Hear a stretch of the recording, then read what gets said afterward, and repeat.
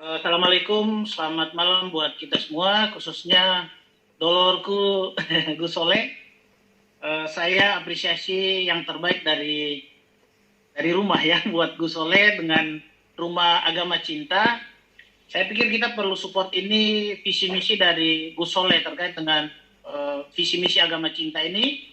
Kalau bisa kita dorong pemerintah untuk bagaimana mensupport Gus Soleh dalam mensosialisasikan, mengedukasi terkait dengan persoalan-persoalan intoleransi yang terjadi di bangsa ini.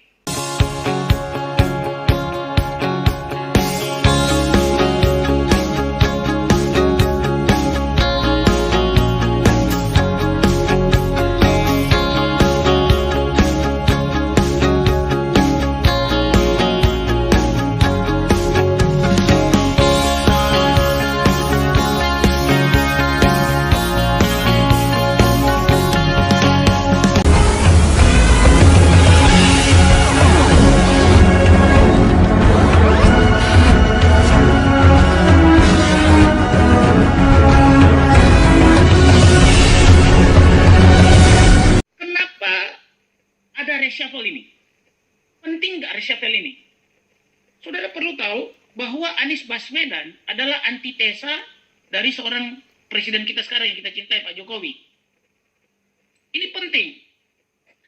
Nah, jadi ketika mereka merekomendasikan, mendeklarasikan si Anies Baswedan sebagai capres Nasdem, itu serta-merta mereka sementara membuat suatu sikap menantang terhadap visi misi presiden. Karena selama di DKI, yang Anies kerjakan adalah menghancurkan apa yang sudah dibangun oleh Pak Jokowi dan Ahok dan Pak Jarot. Nah, ini jelas Bapak Ibu. Program e-budgeting musnah. Itu contoh konkret loh. Reklamasi, main tipu-tipu. Kalau seandainya saudara bayangin kan, tiba-tiba dia jadi presiden tahun 2024, dalam waktu sesingkatnya, IKN itu akan berhenti. Ini harus kita cegat sebelum air sampai di leher. Jadi pencegahan dini itu penting. Jangan kita mengobati. Sebelum sakit kita mencegah, jangan sakit. Kalau proses pengobatan itu bahaya Bapak Ibu. Nah ini, jadi Anies ini begitu mereka mendeklarasikan itu, otomatis secara langsung mereka menabuh gendang perang dengan kinerja Pak Jokowi. Nah, jadi dengan alasan ini, dasar inilah, tidak ada pilihan lain. 3 kader Partai Nasdem ini harus dipecat dalam waktu yang sesingkat-singkatnya. Kalau Bang Syaiful tadi bilang bahwa awal Januari, wah itu saya senang banget itu.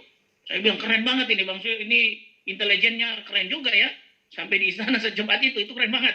Saya support banget itu kalau secepat-cepatnya. Karena ini loh, akan berpengaruh ke bagaimana Pak Jokowi ini bekerja. Orang belum keluar dari menteri, dia sudah keluar si menteri tadi Pak Freddy bilang itu, si Kementerian Kemeninfo ya. Ya. Kominfo itu udah berkuar-kuar, mulai melakukan dukungan terhadap si Anies Baswedan, bahkan mulai ada indikasi melakukan langkah perlawanan terhadap Pak Jokowi. Ini nggak bagus. Ini nggak bagus. Di dalam etika politik itu jahat loh. Dan ini nggak bisa kita biarkan. Kita sebagai relawan Pak Jokowi yang betul-betul mencintai beliau, bagaimana beliau bisa merealisasikan semua visi misi yang untuk bangsa ini, kita harus ada di belakang beliau. Jadi kalau sudah ada isu begini, saya berharap besok kita sudah bikin preskon lagi teman-teman. Dorong lagi. Jadi tadinya kecepatannya 60 km per jam, kita kasih 180 km per jam. Lebih cepat, lebih bagus, kan kata Pak Yusuf Kala. Jadi ini supaya bagaimana? Supaya stabilitas politik itu bisa aman, bagus.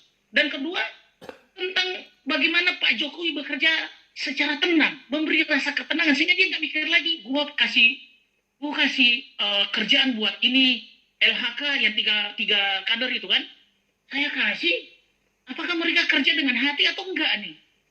Ini persoalan. Dan kita sebagai pendukung yang mencintai Pak Jokowi, kita harus mengambil langkah konkret. Nah, tahun lalu, ya masih tahun ini ya, berapa bulan lalu kita sudah bikin preskon itu. Tapi saya pikir coba create satu ide baru lagi yang bisa membuat dorongan lebih cepat gitu loh. Kalau ada mesin apa gitu kita taruh, kita tancap gas, begitu. Sehingga cepat ini perlu diselesaikan karena ini persoalan bangsa yang harus diselesaikan. Kita jangan main-main Bapak Ibu. Ketika dikasih peluang, mereka semakin memakai kekuasaan ya, abuse of power bisa saja terjadi. Lalu bermanuver macam-macam.